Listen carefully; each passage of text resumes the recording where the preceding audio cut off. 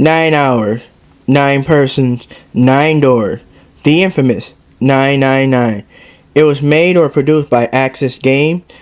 It was copywritten by Chunsoft back in 2009, 2010, give or take somewhere around there. As you can see, it was made for the Nintendo DS, and it is rated M for mature. There is no nudity, however, there is adult language, as well as scenes of violence. Now, I'm going to say this right now. This game is awesome. I mean, if you don't have a copy of this game, I highly recommend you go out and grab one. I mean, this game is wow. Well, I will admit there is a flaw in this game, but I'll get into that later on. But seriously, go out and grab a copy because this game is awesome. Now, the premise of 999 is that there are these 9 contestants. To be honest, it's more like, kidnapped victims or abductees, but these 9 contestants are forced against their will to participate in the nonary game presented by Zero. And you're probably wondering, okay, what do you mean by forced against their will? You see those watches on the cover? They're not really watches, it's more like a number indicator of each character, what number they represent. These numbers are like a key source of unlocking and opening doors. Well, not only that, but their other job is to be detonator for bombs that just so happen to be inside each one of these characters. So yeah, that's pretty much the reason why they have no choice but to participate in the nonary game. Oh, I'm sorry, I forgot to introduce you to these characters. Well, these unlucky contestants are Ace, Snakes, Santa, Clover, Junpei, June, Seven, Lotus, and the Ninth Man. And I already can see it. You guys are probably wondering, okay, those are some weird ass names. Well, because these 9 abductees are not really sure who the hell Zero is, and they pretty much don't trust the guy, they decide to take code name. Well, with the exception of Junpei, because one of the other contestants actually remembered him and bust out his real name. Yeah. But hey, stuff happens.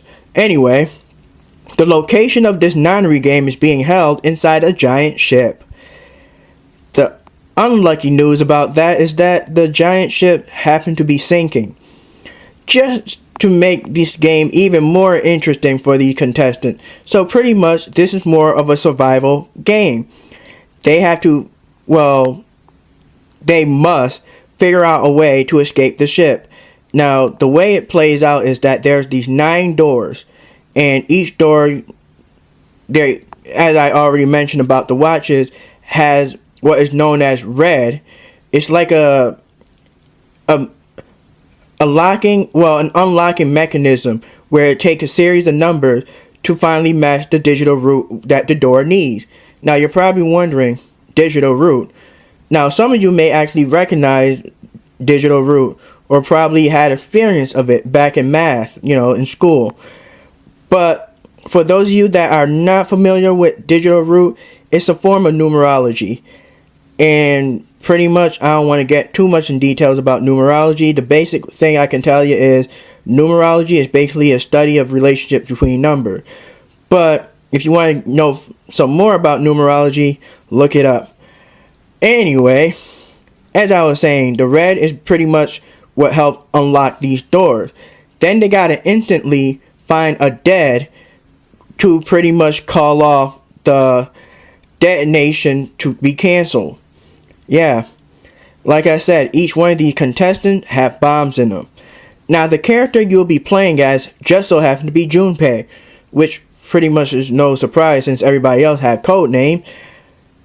But this game, not only does it do like digital roots and puzzle solving using the form of math, but it also have other forms of puzzle solving where, I don't want to give too much away, but the best way I can describe it is if you're experienced in strategy games that deal with puzzle solving, or games like Resident Evil or Silent Hill, or those games where it's kind of like that game where you're given a picture and you're also given a list, and that list indicates what the item they are looking for in the picture. And then you gotta either circle it or point at it, depends on what format you're using for this game. A lot of you guys probably know what I'm talking about. But the thing is, in this game 999, there is no list. You literally had to find clues to figure out how to solve the puzzle. Kind of make you get the feeling like you're Sherlock Holmes. And when I say you gotta find clues, that's no joke. You literally had to look for clues, look for hints, look for things to help solve a puzzle, to unlock a key or find a key to go unlock another key, etc., etc., etc. Now, this game does not have voice acting. It is very text-based dialogue. And this is where as I mentioned earlier about the flaw, yeah, that's where the flaw is. The text dialogue. You see, I have no problem with games that have text-based dialogue. I mean, they're a good quick read. I mean, the soundtrack is real good in this game. Very heightened, very motivated to pretty much keep you going on trying to figure out what to do when you're in a room. But when the characters converse, not even that, it seems like, well, I can understand why the text base is kind of long. Yes, I admit it. It is kind of long, because if this game was just being played without all the text information, or if it just straight up the game itself, the gameplay basically, this game is actually really short. So of course they need to make the game longer by adding the text base. But the thing is, what's silly about it is that the text based dialogue is just so ridiculously long that it makes no sense. Like, I'll give you an example. Say myself, Night Viewer 00, decide to walk down the stairs. In the text format, you'll probably see says Night Viewer faces the stairway and start going down the step to go to the next area, which is short and sweet. However, in this game, they would have probably have it like Night Viewer 00 faces the stairs looking down. He takes a breath and he lifts one leg and he plants the leg on the first step, then continue to do the same thing with his other leg and plant his foot on the second step. Then with his hand on the railing, he lifts up his other foot and slowly start walking down. Step 3, step 4, step 5. Only the sounds of his foot clacking against the step is the only thing that can interrupt the silent sound of the downward stairs. And yeah, you get the picture. It's pretty much like, okay, I get it. He's walking down the stairs. Move on. That's pretty much how I mean about this text-based dialogue this game has.